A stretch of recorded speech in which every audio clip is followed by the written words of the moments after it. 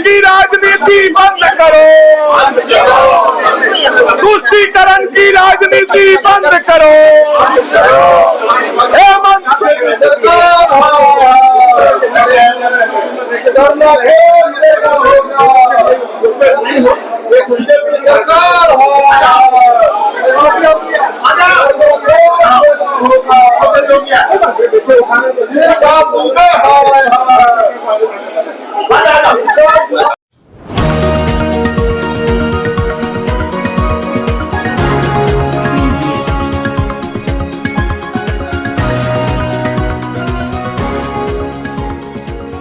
सरकार जोहार। आदिवासी दुनिया में आपका स्वागत है। ये ना है समाचार, ये है जनता के विचार और मैं हूँ आपके साथ गायत्री शर्मा।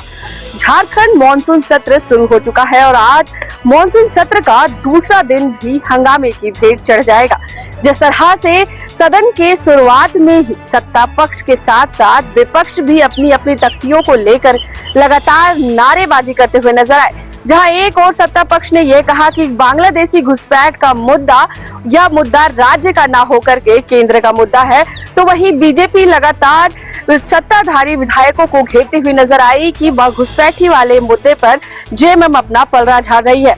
वहीं जिस तरह से डेमोग्राफी की बात की जा रही है, संथाल परगना की अगर बात की जाए तो वहां पर जनजातीय आबादियों पे जिस तरह से गिरावट आई है और मुस्लिम आबादी में जिस तरह से बढ़ोतरी आई है, इसका भी मुद्दा यहाँ पर देखने को मिला। जहां बीजेपी के विधायक अपनी तख्तियों पर मुस्लिम को एज एन वोट बैंक की तुष्टीकरण पर या मुस्लिम पर राजनीति करना बंद करो जैसे तख्तियां थी, तो वहीं दूसरी ओर अगर सत्ताधारी विधायकों की बात करें तो उनके हाथ में विपक्ष को लेकर के, बीजेपी को लेकर के हाय हाय के बोर्ड तख्ती लेकर के उन्होंने नारा लगाया। वहीं अगर हम बात करें संथाल, इस बार मुख्य मुद्दा नजर आ रहा है इस मॉनसून सत्र में। एक बार फिर हम आपको बता दें कि झारखंड विधानसभा का यह मॉनसून सत्र झारखंड की सरकार, हेमंत सरकार की आखिरी सत्र है, जहां जिस तरह से बीजेपी ने बैठक करके कई मुद्दे को उजागर इस बार विधानसभा में करेगी। उसमें प्रमुख रूप से परीक्षाओं में जिस तरह से धांधली हुई है वह मुद्दा भी एक अहम है।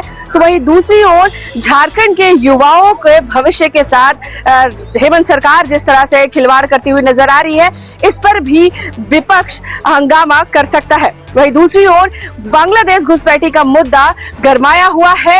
यह लोकसभा सदन से लेकर के विधानसभा में भी इसकी गूंज सुनने को मिल रही है। अब देखना यह होगा कि 7 दिन के इस मॉनसून सत्र में क्या कुछ हाथ आता है। लेकिन फिर से जानकारी के लिए हम आपको बता दें कि विधानसभा अध्यक्ष रविंद्र महतो ने दोनों ही पक्ष और विपक्ष पार्टियों से अपील की थी कि वह बढ़ चढ़कर इस सदन की पूरी कार्रवाई 7 दिन के जो दिन है उसे सही से सफलतापूर्वक अपनी उपस्थिति दर्ज करे और किसी निर्णय पर पहुंचे, क्योंकि कहीं ना कहीं लोगों से जुड़े समस्याओं का निदान दोनों पक्ष की सहमति के बाद ही हो सकता है।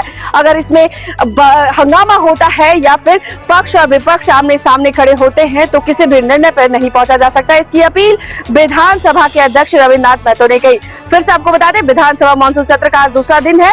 मैं अभी विधानसभा परिसर में मौजूद हूँ और हंगामा जिस तरह से करते हुए आप विजुअल में भी देख रहे हैं कि दोनों ही पार्टी लगातार वहां पर पहुंची हुई है। बाबूलाल मरांडी ने भी काफी तीखी प्रतिक्रिया दी है, तो वहीं दूसरी ओर इरफान अंसारी ने भी साफ और सीधे तौर पर बांग्लादेशी घुसपैठी मामले से अपना पल्ला झाड़ते हुए नजर आया। तो आइए हम आपको सुनाते हैं कि आज दूसरे दिन क्या कुछ मुद्दा गरमाया।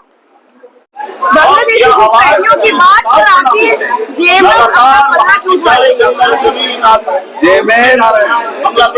तुष्टीकरण नीति के साथ सारा ये ड्रामा कर रही है और इनको ये ड्रामा नाटक अच्छाबाजी बंद करना चाहिए। और ये सरकार है, इनको गंभीरता से 5 लाख लोगों का जो वादा किया था नौकरी का वो देना चाहिए। इन्होंने कहा था कि अगर नौकरी नहीं देंगे लोगों को भत्ता देंगे, वो देना चाहिए था। इनको जो हमारे दैनिक भोगी कर्मचारी है, जो हमारे अनुमत पर कर्मचारी है, स्वास्थ्य कर्मी है, पारा शिक्षक है, सहायक शिक्षक है, उन तमाम लोगों का साथ ही साथ बहुत से हमारे ग्राम पंचायत में जो पंचायत सेवक का ये सारे लोगों का परमानेंट और उनका स्थायीकरण करने का जो ये घोषणा किया था उसको लागू करे। और साथ ही साथ आप देख रहे हैं कि राज्य के अंदर कानून व्यवस्था बिगड़ी हुई है। आप देखे होंगे 3 दिन पहले आप ही के अखबारों से भी, और जब मैं जाके देखा कि मेरे विधानसभा क्षेत्र के अंतर्गत भटूसकीगंज में पुल बन रहा था और ये उग्रवादी लोग वहां पर जाकर भूपेंद्र यादव की हत्या कर दी जाती है। आप देखे होंगे कुछ दिन पहले हमारे यहाँ के पूर्व पार्षद थे, उनके ऊपर गोलियां चलती है। आप देखे होंगे जेवर व्यापारी थे बिरसा चौक पर, उनके ऊपर अटैक हुआ। इस तरह से कानून व्यवस्था और माता बहन ये सुरक्षित नहीं है इस राज्य में। इनको इस सब पर ध्यान देना चाहिए, न कि तस्वीरों का सरकार होगा। सरकार अगर भीख मांगने लगे तो अब समय आ गया है कि भीख मांगना तो जनता से मांगो जाकर, यहाँ नौटंकी दिखाने की क्या जरूरत है। आप सरकार, आप देने वाले हो, आप मांगने वाले नहीं हो। और अगर मांगने वाले हो तो हम लोग को वहाँ बैठा दे, आप लोग यहाँ आगे बैठिए विपक्ष में। कैसे सरकार चलती है हमें बताएंगे कि कैसे रोहतास की सरकार चली थी। इन मुद्दों को लेकर आज हम लोग सभी धरना पर बैठे। आज प्रदेश की जनता इनसे सवाल पूछ रही है कि संथालपरना में 10% आदिवासी की संख्या घटी है, इसके लिए इनको जवाब मांग रही है संथालपरना की जनता।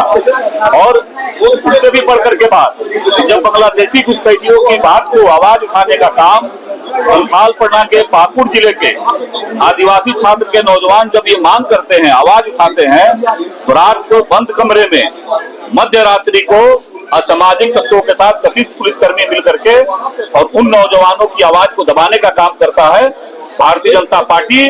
इन बांग्लादेशी घुसपैठियों के जो संरक्षक है, जिन्होंने झारखंड की अस्मिता को लूटने का काम किया है, इनके जो गठबंधन के साझेदार है कांग्रेस के नेता, भारत के नागरिक और बांग्लादेशियों को एक साथ तुलना करने का काम कर रहे हैं। इससे छुपाने के लिए ये इस प्रकार का प्रपंच रच रहे हैं, इसके अलावा कुछ नहीं। तो इनका तो कहना है कि जो बॉर्डर पे जो रक्षा मंत्री कहते हैं ये इन्हीं लोगों ने घुसा कर रखा है 65 सालों तक, जिसके साथ गलबैया डाल करके झारखंड मुक्ति मोर्चा सरकार चला रही है। 65 वर्षों तक इन्हीं के हाथ में देश का शासन था, राज्यों का शासन था, और इन लोगों ने योजनाबद्ध तरीका से देश की सीमाओं को घेराबंदी नहीं किया। आज उसी का परिणाम है। मैं आपके माध्यम से उनसे पूछना चाहता हूँ, वो बताएं 1980 में इन्हीं की सरकार थी, असम के अंदर देश में भी इन्हीं की सरकार थी, और असम के छात्रों ने अवैध रूप से बांग्लादेशी घुसपैठ हो रहा था, उसके खिलाफ आवाज उठाया था। और 1985 में IMDT एक्ट लाने का काम इसी कांग्रेस की सरकार ने की है।